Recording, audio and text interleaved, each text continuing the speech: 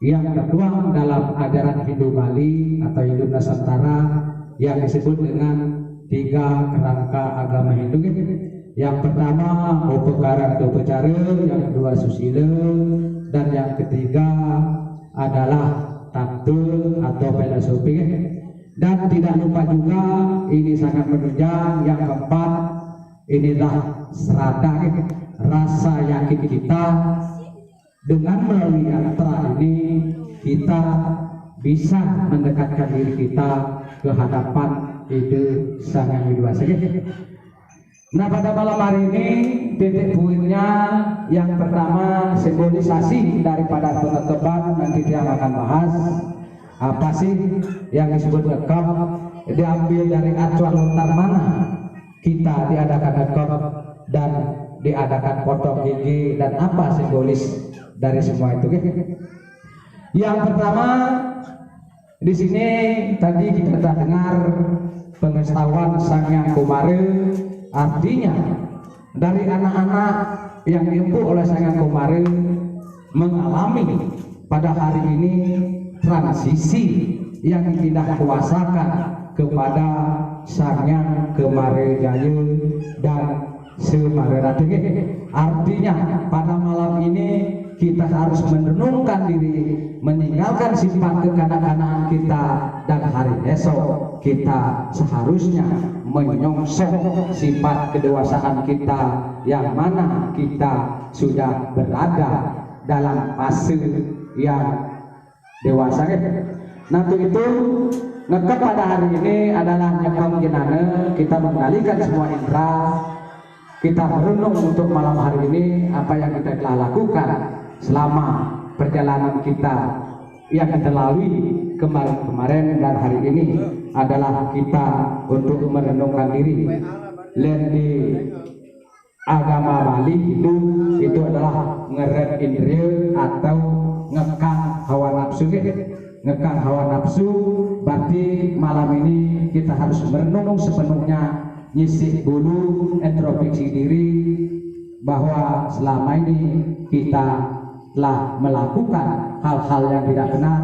Mudah-mudahan hari esok kita akan selalu diberi tuntunan ke hadapan kepada Edi Sang Yang Widi Wasa. Karena hari kemarin adalah sejarah, hari ini kita berkarma, dan hari esok adalah misteri. Maka hari ini manfaatlah untuk kita melakukan karma swadharma kita sebagaimana mestinya yang kita jalani sesuai dengan ajaran Dharma.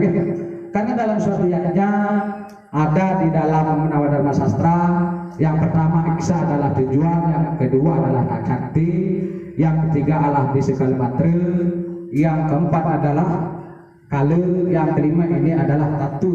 Makanya tidak lepas dari unsur itu kita melakukan yaknya ini harus berdasarkan yaknya yang satwika. Tujuan yaknya yang dipudiksa seperti ini, tujuannya memindahkan presisi dari anak-anak kepada remaja. Dan sakti adalah kemampuan yang dilaksanakan pada hari ini adalah sebatas kemampuan kita ayat 11, walaupun kecil tapi dia tidak mengurangi makna apapun. Yang ketiga adalah desa adalah kearifan lokal yang kita lakukan di desa ini, karena dalam ajaran Hindu adalah kental dengan istilah yang Kristen. Makanya agama Hindu kita adalah fleksibel untuk sepersama.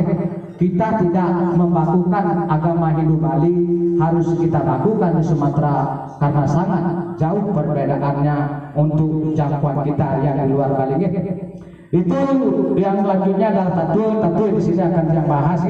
Yang pertama tadi adalah ngekang kinane anggasire supaya lihat cari tutur pakai.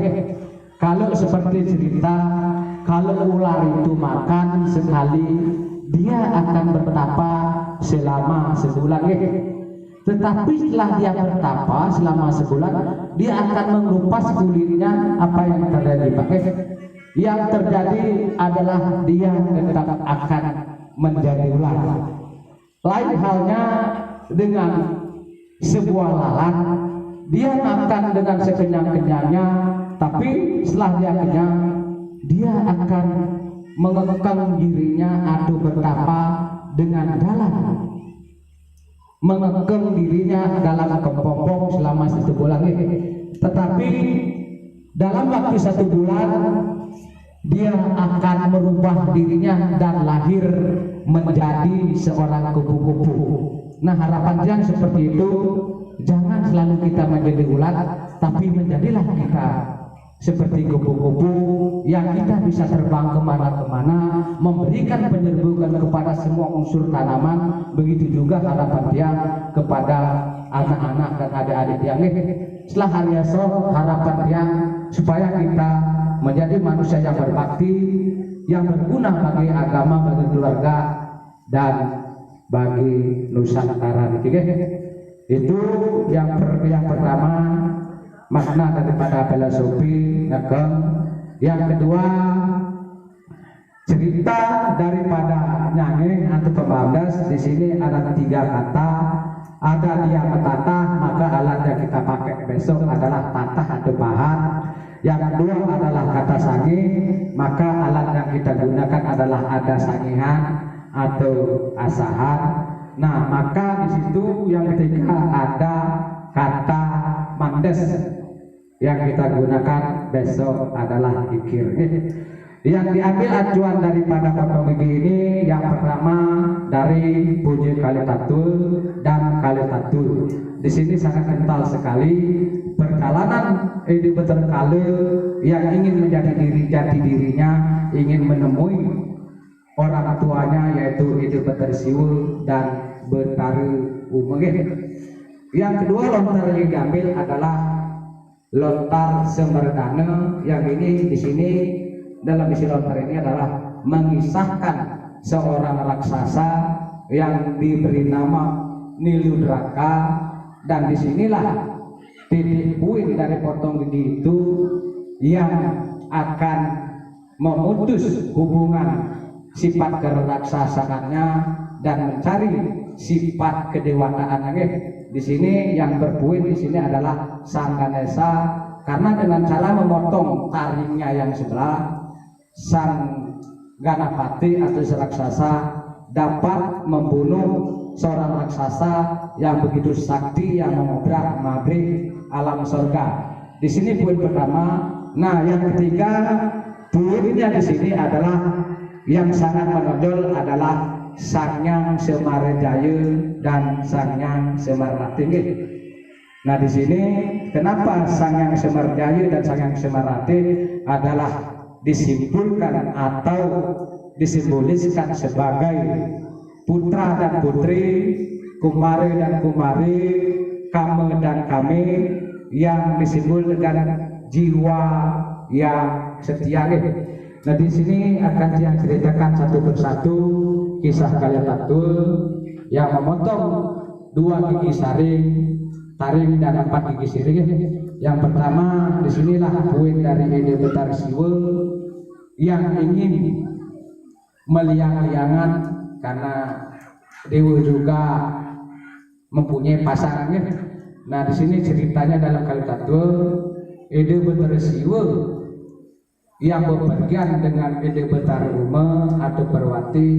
Nah, di sini tidak disadari gambar dari Edi Perwati tersingkap, maka disinilah timbul kama atau nafsu Edi Betarsiul yang tidak terbendung. Maka terjatuhlah kama Edi Betarsiul yang jatuh kalam ini atau disegara. Nah, diuruslah atau dipeliharalah oleh Sangyang Trimurti. Nah, setelah diurus dengan Sangyang Trimurti, maka terlahirlah Edi Beterkale yang sifatnya sangat seram, yang begitu menyeramkan. Setiap orang menemui, setiap dewa yang menemui bertemu dengan dia sangat menakutkan. Nah, karena merasa tersisihkan, Edi Beterkale ini dia ingin mencari jati dirinya. Setelah dia ingin menjadi jati dirinya, dia datang ke alam surga, alam dewa. Di sana dia bertanya, siapakah sesungguhnya orang tua saya, bapak dan ibu saya? Nah, otomatis Edi Betarindra dan para dewa di alam surga mengarahkan beliau ke alam Siwaluke. Nah setelah dia datang ke alam siwuluke, bertemulah beliau dengan Ide Betar Siwa dan Ide Betar Perwati. Disitulah Ide Betar Siwa memerintahkan ke Ide Betar Kale bahwa turunlah engkau ke dunia, hilangkan semua sifat-sifat burukmu dulu, sifat kerasasaanmu, dengan cara memotong 2 gigi sari, tarik 4 gigi seri yang disimbolkan dengan 1000. Maka setelah engkau akan mengalami samkara atau mencucian diri ini, maka engkau akan bisa ketemu siapa yang sesungguhnya bapak dan ibumu. Nah disinilah diambil dari kali satu inilah potong gigi ini yang masih bersifat buta atau raksasa. Disinilah disamkarakan, ada disucikan, maka beliau bisa ketemu dengan Ide Betara Siwa dan Ide Betara Uma. Kesimpulan pada kali satu ini adalah kalau kita belum melakukan penyucian diri dengan mengendalikan semua 1006 musuh yang ada dalam diri kita, maka kita akan tidak pernah bertemu dengan alam sunyi. Kita tidak akan pernah menemukan jati diri kita. Kalau di dalam lontar atmo persangse, di sana jelas sudah tersirat kalau semasa hidup kita tidak melakukan potong gigi, maka setelah kematian kita akan dipanggil oleh Ide Betara Yama yang akan diperintahkan untuk menggigit bongkol tering petung yang sangat keras. Makanya tidak ada keterlambatan Pak Gih. Selagi masih kita berusaha, tidak ada kata terlambat untuk kita melakukan penyucian diri itu. Nah di sini dalam kali satu ini yang titik poinnya adalah memotong 2 gigi taring dan 4 gigi seri yang disimbolkan sebagai 6 musuh di dalam diri kita, di antaranya adalah kama, loba, moha, kroda, matsya, dan loba matsarya. Di sini ada keinginan, ada kemarahan, ada kemabukan, ada keangkuhan, dan ada kiriati. Ini yang harus kita kendalikan. Bukan berarti kita harus membunuh 1000 yang ada di dalam diri kita, tapi kita harus bisa mengendalikan 1 musuh atau 6 musuh yang ada di dalam diri kita. Akan diangkuti sedikit di dalam lontar sloka protah. Di sana dijelaskan dia tidak mengutip bahasa Sanskertanya, tapi dia akan mengutip bahasa Latinnya. Kalau bulan itu adalah lampunya di malam hari, kalau matahari atau surya lampunya di siang hari, tetapi kalau karma lampunya di 3 alam, yang terakhir menjadi putra yang seputra adalah cahayanya di dalam keluarga. Makanya jadilah anak yang seputra, yang berbakti kepada orang tua, berbakti kepada agama, dan berbakti kepada nusa dan bangsa. Karena orang tua adalah betara yang nyata. Inilah leluhur kita yang nyata di hadapan kita. Kalau tanpa doa dan restu beliau, tidak ada 1 orang anak pun akan menemui kebahagiaan. Ingat itu pesan saya. Tidak ada 1 kebahagiaan yang kita dapatkan kalau kita tidak menghormati orang tua. Maka di sini ada istilahnya Fitri Dewa Bawa, ibu adalah seorang dewa, dan Fitri Dewa Bawa, ayah adalah seorang dewa sekali. Acarya Dewa Bawa dan guru adalah seorang guru yang sejati yang telah membimbing kita. Dan yang terakhir adalah Aditi Dewa Baweng, menghormati guru berarti kita menghormati dewa, menghormati tamu berarti kita juga menghormati para dewa. Itu titik poinnya. Satu lagi dia kutip di dalam sloka prota yang tidak ingat bahasa Sanskertanya, membangun satu bendungan lebih utama daripada kita membuat 100 sumur. 100 sumur yang kita buat lebih utama menjadi orang yang seputra, anak yang seputra. 100 anak seputra lebih baik kita menjadi orang yang satya, karena satya adalah simbol dari kebenaran. Satya siwam saudara, di mana ada kebenaran di situ ada keheningan, dan dalam keheningan itu itulah Sang Hyang Widi. Agni Madya Rayu Siwa, Rayu Madya itu Chandra 6, Chandra Madya Rayu Sukla, Sukla Madya Tidak Siwa. Di dalam bulan ada matahari, di dalam matahari ada api, di dalam api ada keheningan, dan keheningan itulah Siwa.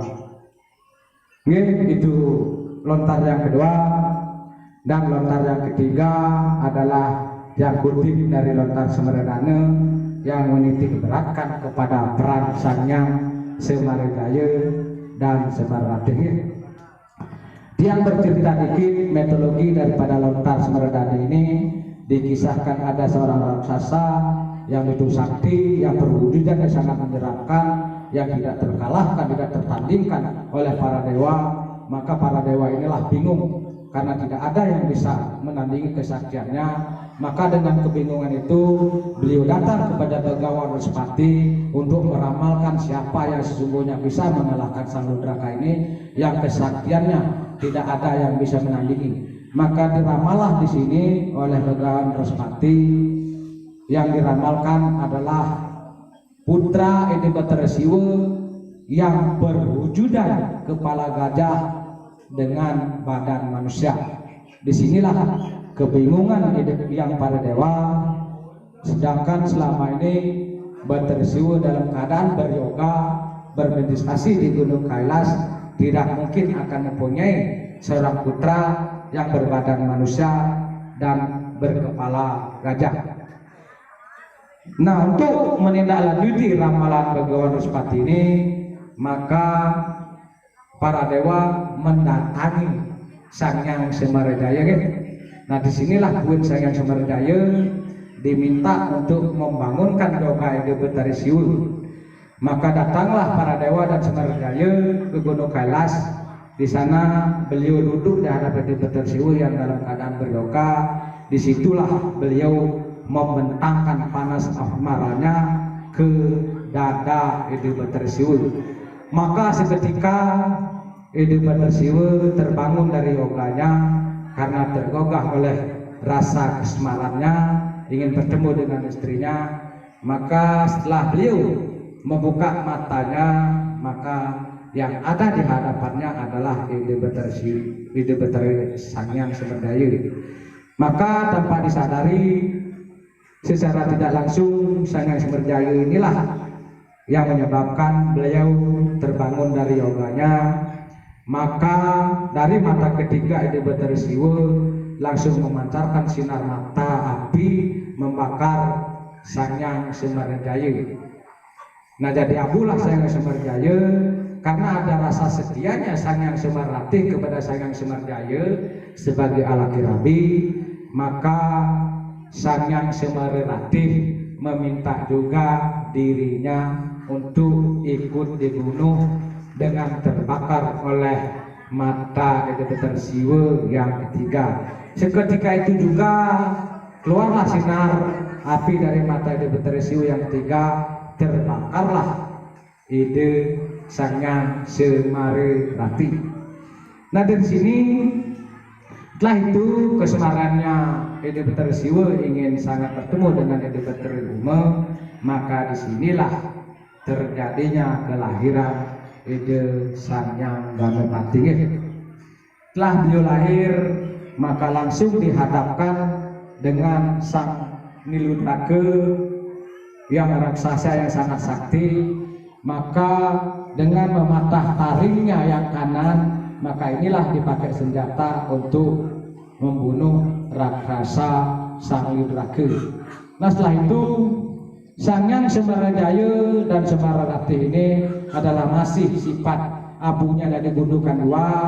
Maka abu dari Sang Hyang Sembarajaya ini ditepar ke alam semesta ini untuk merasuk di semua insan pria. Dan abu dari Sang Hyang Sembararati ini ditepar ke alam ini dan merasuk ke setiap insan wanita. Maka ada hubungan ketertarikan antara pria dan wanita. Hanya itu yang dia dapat berikan. Semoga kita semua pada malam hari ini selalu senantiasa diberikan anugerah oleh Sang Hyang Widi, dan hari esok kita akan melanjuti ini pepadesan yang diawali dengan kita melakukan pedesawanem sujud sungkem kepada orang tua, dan yang disimbolkan Bataresiwa dan anak besok sungkem kepada orang tua disimbolkan oleh Sang Hyang Batarkalih. Semoga hari ini dan hari esok kita selalu diberikan rahmat dan ridho atau restu anugerahnya untuk kita menjalankan jatnya ini, dan langnya pemapasan besok selalu memanggihan rayu, memanggi antar labde karya side dan pen penapi iwang tiang matur tiang pinake jatme biasa, terlepas dari kata salah dan dosa pasti ada tempat yang untuk itu majareng apa meme mbok lihat tiang mana sambure majareng desa yang permekawi tiang mohon ampun. Untuk akhir kata tiang tutup antuk Brahma Sakti. Oh Sakti. Oh sukses. Besok kumpul